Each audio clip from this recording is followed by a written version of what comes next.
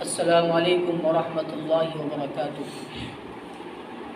میرے محترم بزرگوں، دوستوں، عزیز ساتھیوں، دینی بھائیوں اور نوجوان ماں اور بہنوں،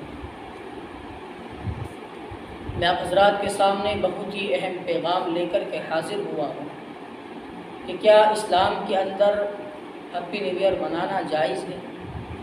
کیا اس دن کی وجہ سے اپنے گھر کے اندر خوشیوں کا ماحول بنانا یا اس دن کی وجہ سے اپنے نئے کپڑے سلوانے کا اہتمام کرنا، کیا اس کی ہمارے اسلام کے اندر، ہمارے دین کے اندر اس کی کوئی گنجائش ہے؟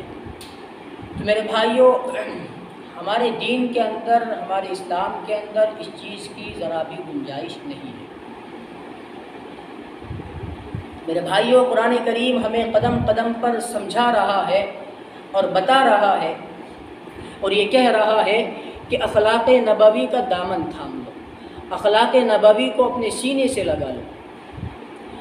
اللہ کے نبی نے ارشاد فرمایا، لا یؤمن احدکم حتی یکون ہواہ تبعا لما جئت بہ، کہ کوئی آدمی اس وقت تک کامل اور مکمل ایمان والا نہیں ہو سکتا کہ جب تک وہ اپنے آپ کو محمد کے لائے ہوئے دین کے مکمل تابع نہ کر لے۔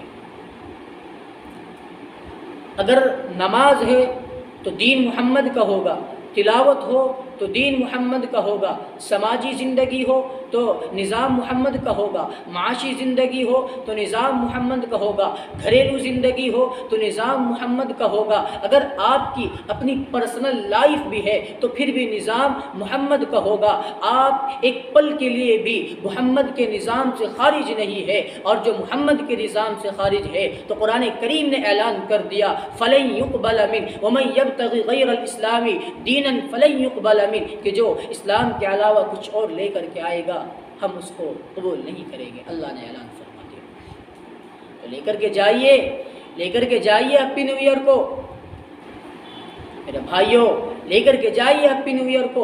اسلام کے اندر اس کی ذرا بھی اجازت نہیں ہے، کیونکہ یہ اس سماج میں رہنے کے قابل یہ لوگ نہیں ہے، ان کو کہیں اور بھیج دیا جائے۔ اس سماج میں رہنے کے قابل یہ لوگ نہیں ہے، کیونکہ ان ظالموں کی وجہ سے جو ہے نا بہت سی ماں اور بہنوں کی عزتیں لٹتی ہے، بہت سی ماں اور بہنوں کی عزتوں کو تار تار کیا جاتا ہے، بہت سی ماؤں کے سہاگ اجڑ جاتے ہیں، اور ان ظالموں کی وجہ سے ہزاروں معصوم بچے بیئر پی کر کے ڈانس اور بیئر بار کی دنیا میں گم ہو کر کے اللہ کے دین سے، اللہ کی محبت سے ہزاروں میل دور چلے جاتے ہیں۔ منائیں گے نیا سال، یہ منائیں گے ہیپی نیو ایئر۔ میرے بھائیوں، پوری دنیا میں، پوری عالم انسانیت میں مسلمان سسک رہا ہے، بلک رہا ہے، کوئی ان کا پرسان حال نہیں ہے، اور یہ ہمارے نوجوان، یہ ہماری پاگل عورتیں، یہ ہمارے پاگل نوجوان یہ ہیپی نیو ایئر منائیں گے، یہ کیک کاٹیں گے، یہ جو ہے نا پارٹیاں کریں گے، جو ظالم مسلمانوں کو سسکیاں دے کر کے مار رہا ہے یہ ان کے ڈیز منائیں گے۔ جو ظالم مسلمانوں کو سسکیاں دے کر کے مار رہا ہے یہ ان کے ڈیز بنائیں گے، یہ ان کو فالو کریں گے۔ میرے بھائیوں، اللہ کے نبی صلی اللہ علیہ وسلم نے ارشاد فرمایا، ابن ماجہ کی روایت پیش کرتا ہوں، فرمایا، الا وانی فرضتکم علی الحوض، کہ میرے امتیوں خبردار، میدان محشر ادھر ادھر نہ پھرنا، میں محمد تمہارا نبی حوض کوثر پر تمہارا انتظار کروں گا، وہاں چلے آنا۔ اور روایت کا اگلا حصہ، وَأُكَاثِرُ بِكُمُ الْأُمَمَ، اور میں دوسری امتوں کے مقابلے میں تمہاری زیادتی پر فخر کروں گا۔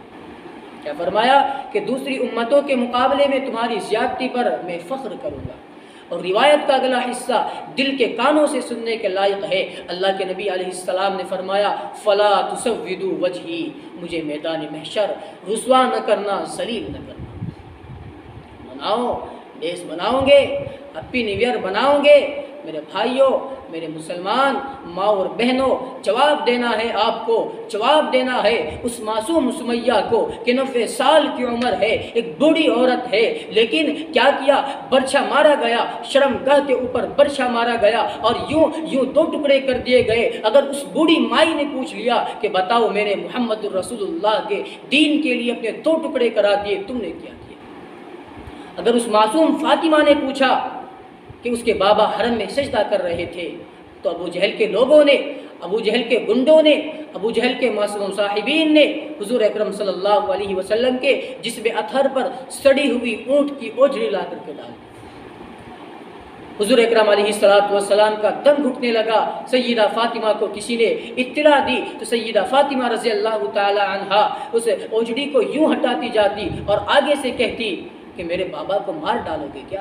کیا خطا کی ہے میرے بابا نے؟ کیا غلطی کی ہے؟ کیا جواب دو گے میرے بھائیوں؟ کیا جواب دو گے جب وہ سیدہ فاطمہ ان اپنے ننھے ہاتھوں کی دہائی دے کر کے کہے گی کہ میرے بابا کا دین اجڑ رہا تھا، میرے بابا کے دین کے جنازے نکالے جا رہے تھے اور تم ان کے ڈھیس بنا رہے تھے، تم ان کو فالو کر رہے تھے، تم ان کی اتباع کر رہے تھے؟ کیا جواب دو گے میرے بھائیوں؟ شاید میرے سے اور آپ سے اس وقت کوئی جواب نہیں بن سکے گا، سوائے اس کے کہ حضور اکرم صلی اللہ علیہ وسلم نے فرمایا کہ حوض کوثر پر جب میں پانی پلا رہا ہوں گا تو مسلمانوں کی، میرے امتیوں کی ایک بڑی جماعت آئے گی اور وہ حوض کوثر پر آ جائے گی، لیکن اتنے میں ایک فرشتوں کی بڑی جماعت آئے گی اور ان کو یوں پکڑ کر کے گھسیٹے گی۔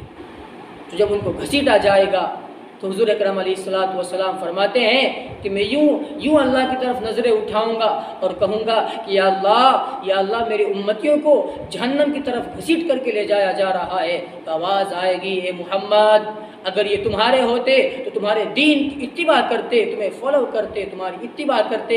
یہ وہ ہیں جنہوں نے ہیپی نیو ایئر بنایا تھا، یہ وہ ہیں جنہوں نے پارٹیاں دی تھی، یہ وہ ہیں جنہوں نے کیک کاٹا تھا، یہ وہ ہیں جنہوں نے اپنی گرل فرینڈ کے ساتھ میں جا کر کے جو ہے نا شاپنگ کی تھی، ان کے ساتھ میں جا کر کے پارٹیاں منائی تھی۔